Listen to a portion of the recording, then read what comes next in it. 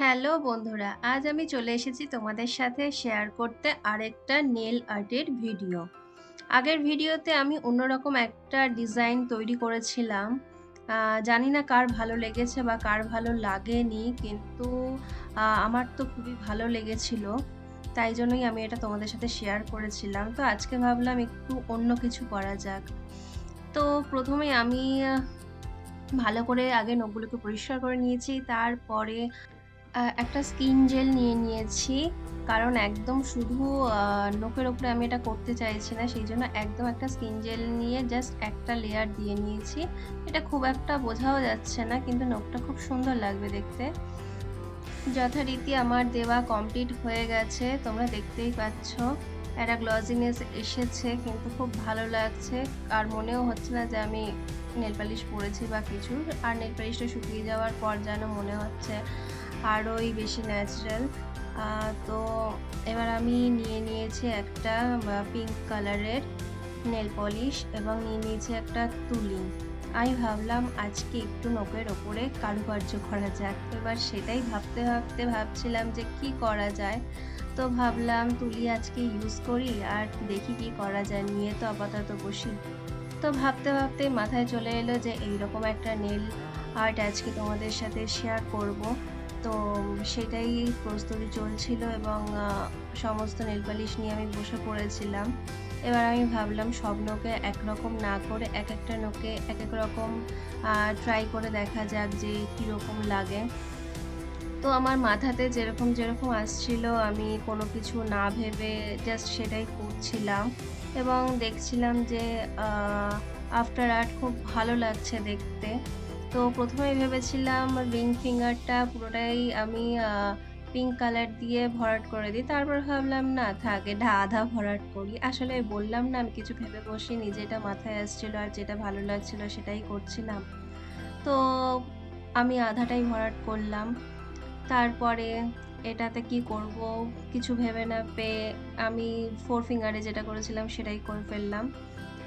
তো খুব একটা খারাপ লাগছে না, বেশ আমি দেখলাম ভালোই লাগছে। তো এরকমভাবে আর্টটা করে নিলাম। করে নেওয়ার পর এরপর আমি ভাবতে বসলাম যে আর কি করা যেতে পারে। তো তারপর মনে হলো আমার কাছে একটা অ্যাশ কালার তো রয়েছে। এক কাজ করি, অ্যাশ কালারটা দিয়ে একটু পিঙ্কের ওপরে একটা ছোট্ট করে লাইন টেনে বর্ডার দিয়ে দিই, তাহলে দেখতে আরো বেশি ভালো লাগবে। তো সেটা করার জন্যই আমি বসলাম। তো যথারীতি করছি। করতে, করতে দেখছি হ্যাঁ, পিঙ্কের ওপরে একটা অ্যাশ কালারের বর্ডার দিলে সত্যি খুব ভালো লাগছে। আর অ্যাশ কালারটা আমার ন্যাচারালি খুব ভালো লাগে পড়তে। এটা যদি মানে কোনো রকম আর্ট ছাড়া জাস্ট নেল পলিশ হিসাবেও ইউজ করা যায়, মানে শুধু এটা দিয়েই আমি নেল পেইন্ট করব, তো সেটাও অসাধারণ দেখতে লাগে। তোমরা যদি দেখতে চাও সেটাও আমি একবার করে দেখাতে পারি। আমার খুব ভালো লাগে এইসব শৌখিনতা বা এইসব শৌখিন জিনিসগুলো করতে। তো নেইল আর্ট আমার একটা শখের বিষয় বলতে পারো। আমি আগের ভিডিওতে বলেছিলাম যে এটা আমি প্রফেশনালি করি না। কিন্তু আমার নখে আমি আর্ট করতে বা অন্য কারোর নখে আর্ট করতে আমার খুব ভালো লাগে। কারণ আমি যখন নেইল আর্ট করে এরকমভাবে আগে শেয়ার করতাম না, কিন্তু আমি নিজে করতাম। তখন আমার ফ্রেন্ড সার্কেল দেখে বলতো যে, "আমাকেও করে দিবি, আমাকেও করে দিবি।" তো ঠিক আছে, আমার খুব ভালো লাগে করতে। তো আমিও তাদের নখে খুব উৎসাহ নিয়ে করে দিতাম।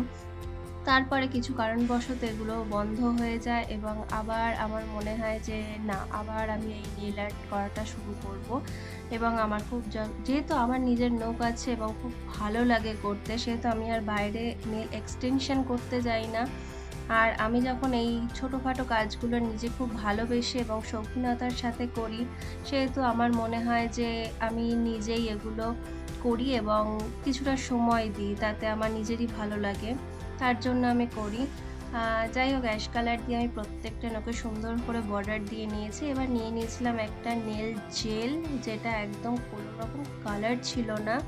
সেই নেল জেলটা দিয়ে একটা লেয়ার আমি দিয়ে নেব, তাতে নখগুলো দেখতে আরো বেশি গ্লেজি লাগবে এবং আরো বেশি সুন্দর লাগবে। এটাই ছিল আমার ফিনিশিং।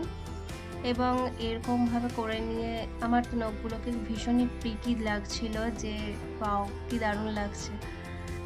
এবারও আমি শেয়ার করলাম আমার নিজের একটা এক্সপেরিয়েন্স, নিজের একটা ভিডিও তোমাদের সাথে। যদি ভালো লেগে থাকে একটা লাইক করে দেবে। আবার অনেক অনেক ভিডিও নিয়ে আসবো নেল আর্টের।